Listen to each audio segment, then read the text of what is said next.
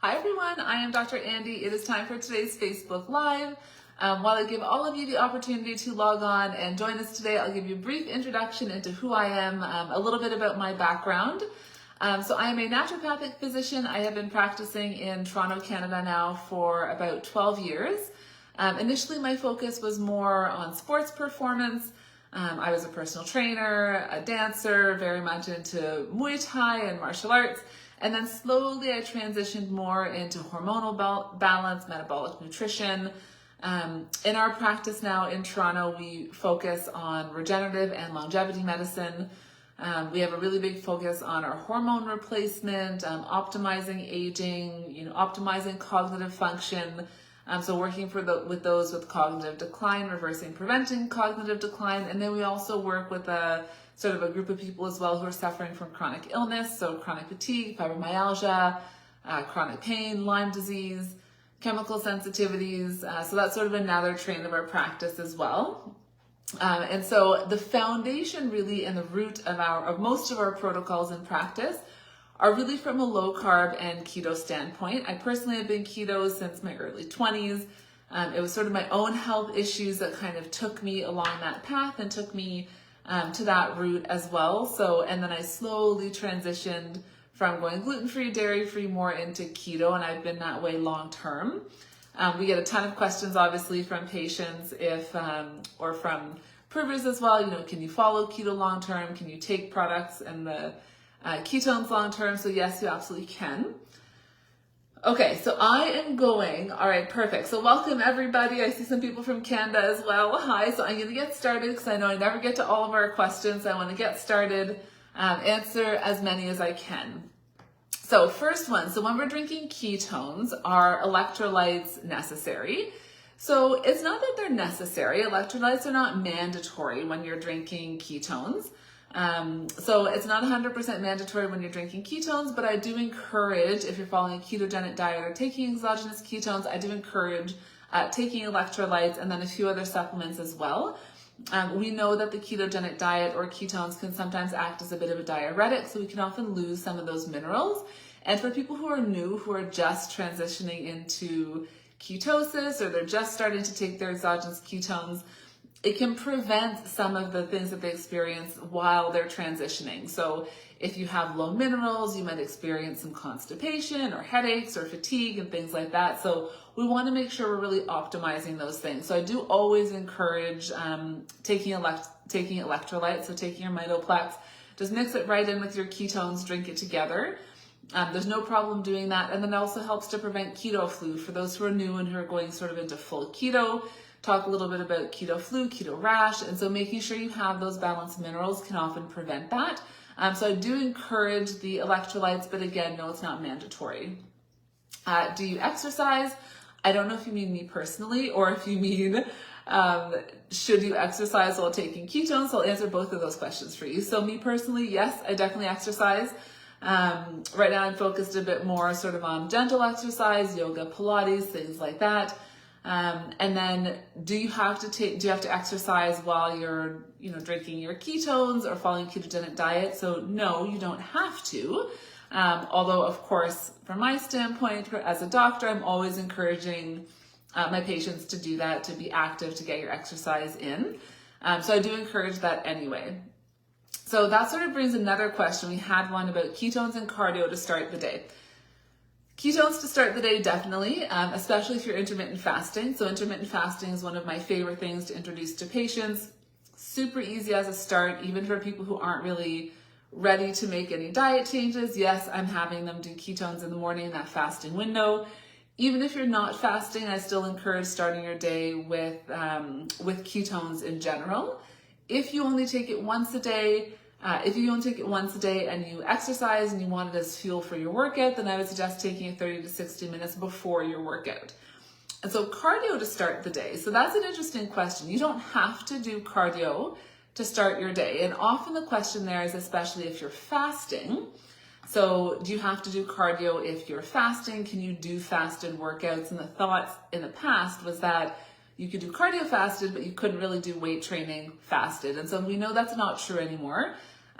You absolutely can do a fasted workout. So if you're fasting, have your ketones, do your workout, whether that's cardio or weight training.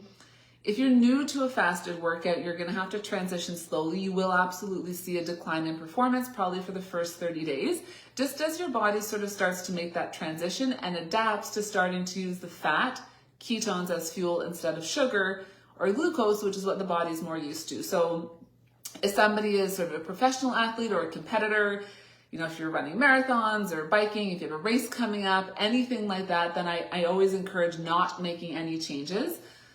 So don't make those changes right before any type of event or something like that. Do it at a time where you've got more of a training window, knowing you'll see a decline in performance, and give your body that time to transition. But yes, you can absolutely do cardio or weights, whatever workout that you're wanting to do in the morning. That's not a problem at all. Oh, thank you. I'm getting lots of congratulations on here. So for those of you who didn't know, I'm expecting my second little one in January. So thank you, everybody. I appreciate that. Maybe that was the question about exercise too, if I'm exercising right now. So I'm pregnant, but yes, I'm still exercising. I'm 18 weeks. So first trimester, I did not exercise. I was not able. But now, yes, I am back to exercise. So that might have been where that question was coming from as well. So benefits of ketones and the impact on blood sugar and insulin levels. So what the research is showing is that beta hydroxybutyrate is improving insulin, may improve insulin sensitivity. And so what that means when we talk about insulin is anytime we consume a sugar or glucose of any kind, our blood glucose level increases, and then our body will release insulin. The job of insulin is to get the sugar out of the blood into the cell. So our cell, I always consider insulin kind of like the key. Insulin opens the cell to allow the glucose in. So when we're insulin resistant, we need more and more insulin to open the cell to get sugar into the cell out of the bloodstream. And so that's when we start seeing those high insulin levels. Insulin's a double-edged sword. It's a storage hormone, can cause a lot of weight gain and other health problems as well. So we don't want the body to have to spike massive amounts of insulin in order to get glucose out of our system. And what we're finding is that beta hydroxybutyrate may improve insulin sensitivity, meaning that the cell is more responsive to insulin. So we don't need to release quite as much of it in order to get that glucose out of the blood into the cell. So that's sort of what the research is looking at or seeing when we look at beta hydroxybutyrate, insulin, and blood sugar levels. Obviously, if you have any issues, you're diabetic, anything like that, you have to work with your healthcare provider. Does your fasting stop when you drink ketones? No, absolutely not. I always encourage drinking ketones in a fasting window. When we look at the research on fasting, and there are years of research on fasting, when we look at the research, what they're finding is that the benefits of fasting may actually come down to the production of ketones in those fasting windows. So when I have my patients fasting, I'm okay if they take ketones because it's enhancing what the body is trying to do in that fasting window. We're also trying to turn on a process called autophagy, which is clearing out sort of dead, damaged cells, allowing new cells to regenerate. And we've also found that beta hydroxybutyrate helps to encourage autophagy as well. So that can actually enhance the process of what we're trying to do in that fasting window. Fasting didn't work for me, but everyone is different. So absolutely everybody is different. There is no one size fits all. There's no cookie cutter approach to any type of health solution. But I do always, when someone says fasting doesn't work for them, I always ask what that means. Sometimes it can take a bit of a transition. If your body is used to being sort of glucose or carb fueled, we're used to consuming carbs on a more regular basis. Some people will feel awful when they start fasting and they won't make it that 16-hour window. And so I have patients start small. So if you can't make it 16 hours, try 12 hours. See if you can make the 12-hour window and then stick there for 1, 2, even 3 months. After 3 months, try and bump it up to 12 hours. And then try and bump it up to 14 and do a really slow progression. And this is also why I encourage intermittent fasting for some patients before doing a reboot, because that more extended version of the fasting, sometimes our body is just not ready. Our body's not used to it. So some people can really struggle initially when they jump into fasting in that way. So I think it's really important to prep our bodies for some of those things. So you kind of know how you're going to respond, what you're getting into, if your body's able to tolerate those things. So it may be that you may have tried a reboot and you say, okay, I can't do this. This is crazy. So start with intermittent fasting and work up to doing something more long-term. If you can't do 16-hour fasting, try 3 days a week doing 12 hours and just slowly work your way up, because there are really great benefits. Again, not everybody will benefit from the same thing. So we're all different. Some things work for one people, some things don't work for others. But before saying it works or it doesn't, play around with it, try a few different things and see if you can find a method that works for you, or maybe you just need a much slower introduction as your body starts to adapt to those changes. So I would say give yourself some time, and if you're open, try it again with a shorter window of time and maybe fewer times in the week, and then slowly work your way up. So what is the best time of day to have our protein? So if you train at 6 a.m., when do we drink our protein if we do intermittent fasting until 3? So that's a great question, because we've always been trained that you take your protein right after your workout. So if you work out at 6 in the morning and you're done at 7, we've been told, well, you have to get your protein in that window immediately after exercise.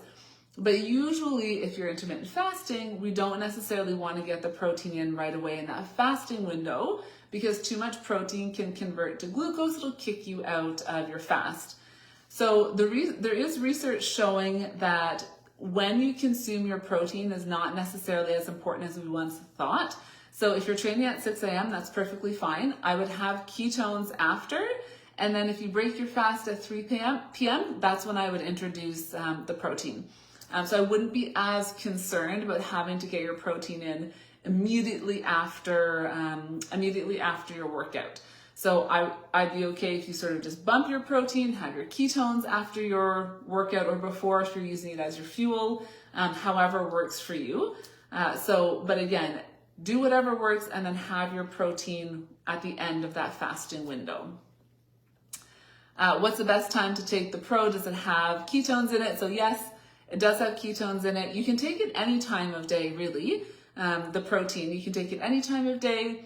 Again, if you're fasting, you can sort of finish a fasting window with the protein, but you can, as I mentioned a little bit earlier, you can absolutely have ketones in that fasting window. So I wouldn't be concerned about that. Okay. Can ketones make you lightheaded, sweaty, or cause panic attacks? So the sweaty and the panic attacks, not usually, no. So that's unusual if your experience is that it's giving you panic attacks. I do like to say anybody can respond in any way to anything. So I have patients who take magnesium, it gives them anxiety. Magnesium is supposed to be very calming to the nervous system. It's supposed to help us sleep. Every person, every body, every system is different. And so people can respond in any way. So do ketones generally cause panic attacks? Absolutely not. There's actually research to show the opposite, because it encourages the production of GABA, which is a very calming neurotransmitter. GABA is something that I actually give to my patients who suffer from panic attacks, because it's very calming. So generally no, and there's a lot of research in the space right now of anxiety, PTSD, depression, and beta hydroxybutyrate. So no, not likely that ketones will cause that, but again, everybody is different. So you'll have to see, if you're open to trying it again, try it again and see if there is actually a direct correlation to taking ketones and panic attacks. Lightheaded, yes, that's possible. It could be that you're a little bit dehydrated. So I touched on that a little bit earlier. So if that's happening to you, then you probably need to make sure that you're taking your electrolytes. And then some of the other supplements that I always encourage is, are B vitamins and magnesium. So those are things that I want all of my patients to take as soon as they're starting ketones or as soon as they're starting a ketogenic diet. Lyme disease and ketosis, that's a big question for sure. So one of the things that we focus on in our clinic in Canada is Lyme disease. And that's one of our primary focuses. I had Lyme disease, I got it in 2016, treated 2018. We've treated over 2,000 Lyme patients in our clinic over the years, and our foundation for Lyme disease is the ketogenic diet. That is one of the things that right across the board, every Lyme patient is asked to go keto. And that's really primary sort of in our program. We have a nutritionist built in. Everybody's asked to go keto. So some of the symptoms of Lyme disease are fatigue, brain fog, neurologic issues. And these are all things that we know that beta hydroxybutyrate can have an impact on. So the ketogenic diet and exogenous ketones are not going to cure Lyme disease. It's a bacterial infection. It will not cure, but it does lay the foundation for treatment and healing and can help to manage some of the symptoms that you're experiencing of Lyme. I find with Lyme disease, when people are in treatment, this is one of those times where you must be strict keto. You cannot deviate. So people can be in treatment for 1 to 2 years and they need to be strict keto the whole time. And they will notice when they deviate from keto or stop taking their ketones, they will notice herxane they cause at a worsening of their symptoms. They'll notice some of their symptoms get a little bit worse and then they have to go back to the diet. So that is absolutely a foundation. That's absolutely a foundation of Lyme treatment, and it's so important. So Lyme and keto, essential. That's like baseline foundation before you do anything else. So if nothing else, fix your diet. Not everybody, I don't ask everyone to go full keto, but if we're treating something or we're in treatment mode, then there's some people who need to go full keto. Lyme disease is a really severe and intense infection. You have to go full keto, and that's sort of, I don't want to say it's not an option. It's always an option, patient choice, etc. But we are we focus very much on that, about the importance of diet, and beta hydroxybutyrate when it comes to Lyme, and it does make a significant difference for those people who are following it. Keto broth while fasting. Yes, absolutely. You can use the keto broth in the fasting windows. I'm always on board for broth in fasting, especially the more extended fasting. Great source of electrolytes. So absolutely, you can have your have your broth in those fasting windows. How do ketones interact with your thyroid? So there's this big concern that exogenous ketones or beta hydroxybutyrate will have a negative impact on thyroid hormones. I think that comes more from the ketogenic diet, where there's this concern that in the ketogenic diet that we need carbs for the function of the thyroid. We know that that's not true. We know that what really happens is that when we consume carbohydrates, the body has to release more thyroid hormone to metabolize carbs. So because of that, people think we need carbs to optimize thyroid, but that's not true. We need thyroid to break down carbohydrates for metabolism. So you can absolutely take the carbs out of your system and still have optimal thyroid function. The important there is to make sure you're getting fats in your diet, because fats and cholesterol are what allow us to make hormones. So I only see issue with thyroid with the ketogenic diet that's not done properly. So people who are eating chicken and lettuce, they're not getting all their healthy fats in. That's where we start to see some of those negative interactions there. And so exogenous ketones should not have any negative or detrimental impact on the thyroid. Obviously, there's no concern because if you're taking exogenous ketones, you're not following a ketogenic diet, then that concern that we see with the ketogenic diet is not really there. So we haven't seen any research or any detrimental impact to thyroid. So I have tons of patients with Hashimoto's, etc., that I'm having take their exogenous ketones. Of course, work with your healthcare provider if you have any medical conditions.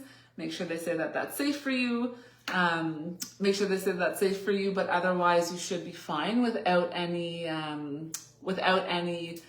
negative impact on the thyroid. Oh, fantastic. You got off your anxiety medications after being on ketones, and you've been on them since you were 14. That's fantastic. I love those stories, so thank you for sharing. So that's fantastic. How much beta hydroxybutyrate is too much? So if you take 2 servings of ketones, is that too much? How often can you take it? So there's often this concern about overdosing. Can you overdose on ketones? So the first thing to know is that ketones are water soluble, which means that if your body doesn't use them, they go out in the urine. So ketones are not stored. So an example of things that are stored would be our fat soluble vitamins, so vitamin A, D, E, and K. Those would be stored. So if you have too much of it, it'll store in your system. You have to wait for your body to use it before those levels come back down. Beta hydroxybutyrate is water soluble. If you don't use it, your body eliminates it. So it's very hard to have too much or to take too much of the beta hydroxybutyrate. The concern is often in diabetics, so type 1 diabetics. We often hear concern for diabetic ketoacidosis. As long as you have insulin in your system, that's not possible. Just physiologically, it doesn't work. Your body won't allow that to happen. So it's the type 1 diabetics who have to be cautious or diligent, making sure that they are controlled diabetics, they're taking their insulin, they have to monitor they have to monitor blood glucose and ketones equally or as diligently. They have to do that for both.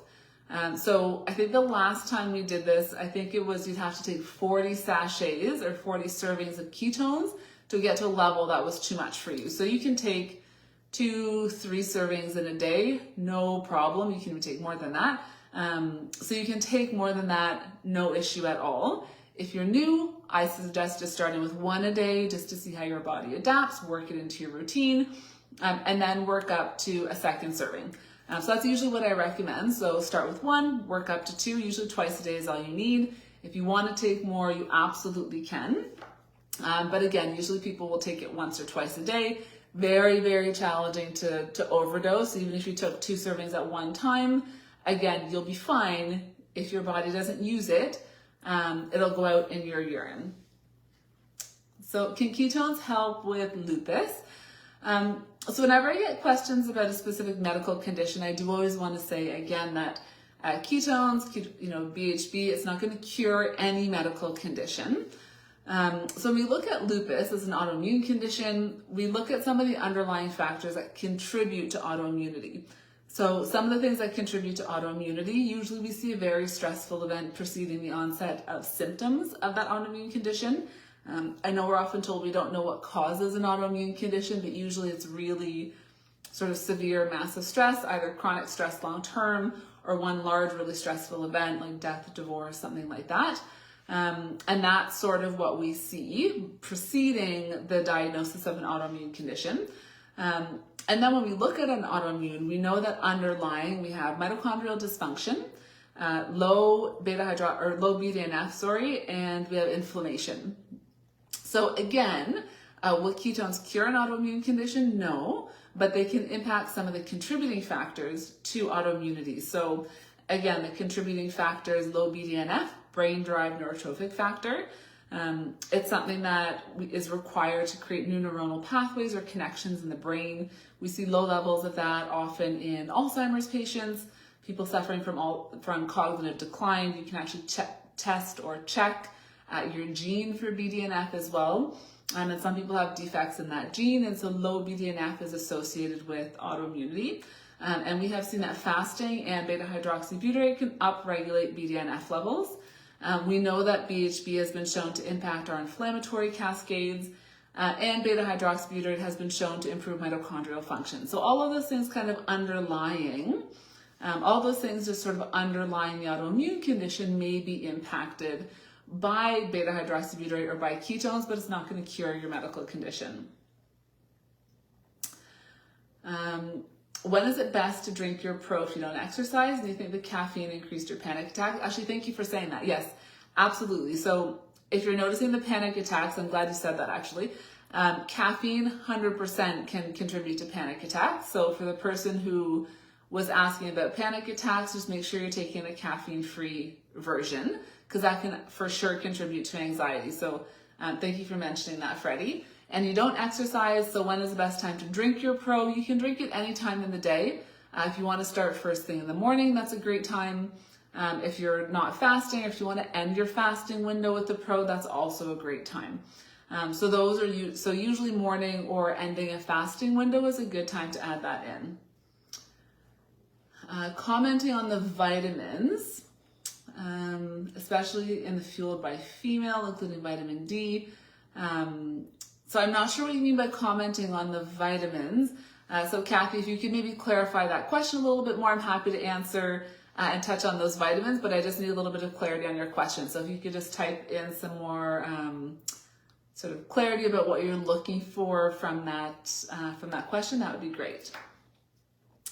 How often do you take electrolytes? How much magnesium should you take? So electrolytes you can take once or twice a day. I would say it depends on how dehydrated you might be. It depends if you're experiencing constipation. Are you feeling dizziness, anything like that? Do you work out a lot? So minimum once a day. But then feel free to take another serving if you feel that you need it. How much magnesium? That varies for each person. I usually start my patients at 250 milligrams. If you take too much, you'll get diarrhea. So I usually have my patients, well, we also test magnesium levels. That's the first thing to make sure that they're optimal. But otherwise I have patients take it to bowel tolerance, meaning again, because too much magnesium can cause diarrhea, I usually have patients take it sort of at the upper end of that threshold dose before it causes diarrhea. So it just sort of depends. And most people will figure out what that dose is pretty quickly because if you will get diarrhea, it'll kick in the next day. So I have patients take magnesium before bed. And if you took too much, you'll have diarrhea the next day. You'll know that that level is too high. So again, usually I start my patients at 250. I have some patients who are taking 800 milligrams of magnesium, some people who take 200 milligrams. So dependent on each individual and your needs. So start at 250, work your way up. If you're constipated, you're going to work your way up until you have a normal ease to pass bowel movement the next day.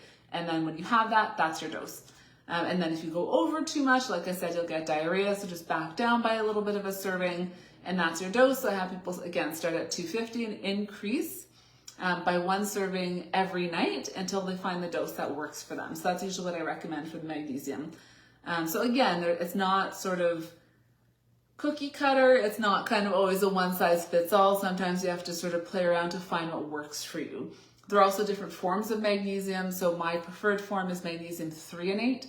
That's a very calming magnesium, calming to the nervous system. So that's usually what I like people to take. Magnesium citrate acts a bit too much as a laxative, so I find that gives people diarrhea a bit more frequently.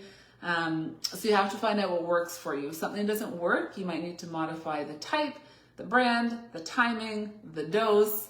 So a lot of different things. So it's always really helpful if you're trying to address something specific to work with a healthcare providers who can sort of help guide you to find the right dose for you. Will ketones help digest food? No, so it's not sort of a digestive enzyme, not going to help you digest food.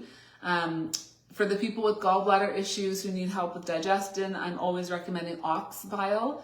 So taking an ox bile supplement to help with digestion or a digestive enzyme with ox bile in it. But no, the ketones aren't going to help specifically with digestion in that way. So they're not going to kind of break down your food the way a digestive enzyme would. Do ketones increase blood pressure? No, they shouldn't increase your blood pressure. Unless somebody has a salt sensitivity and they're potentially responding to sodium. Again, sodium has gotten a bit of a bad rap. It's not as bad as we've been led to believe. It's kind of been demonized in the same way fats have been demonized. So no, ketones should not raise blood pressure. And unless you have a salt sensitivity, sometimes that's a genetic salt sensitivity, then you might be someone who needs to have a lower salt intake. Other than that, no, we shouldn't see any increase in blood pressure. And the studies actually show that a ketogenic diet has been shown to optimize blood pressure levels, so decrease your blood pressure. And also actually, I find for those who have POTS or low blood pressure, that ketones and specifically the sodium in it are very, very helpful. So that's kind of the reverse. So again, it shouldn't cause any increases in your blood pressure in general. That is all of our time for today, everybody. That flew by as always. Hopefully I got to most of your questions. As I said, I always try and go through. I'll answer more if I can. Thank you again for all of the congrats on the new little one. I'm happy. I know I saw some questions going through on that too, so I'll try and go through and answer some of those afterwards. So enjoy the rest of your week, everybody. Stay safe, stay healthy.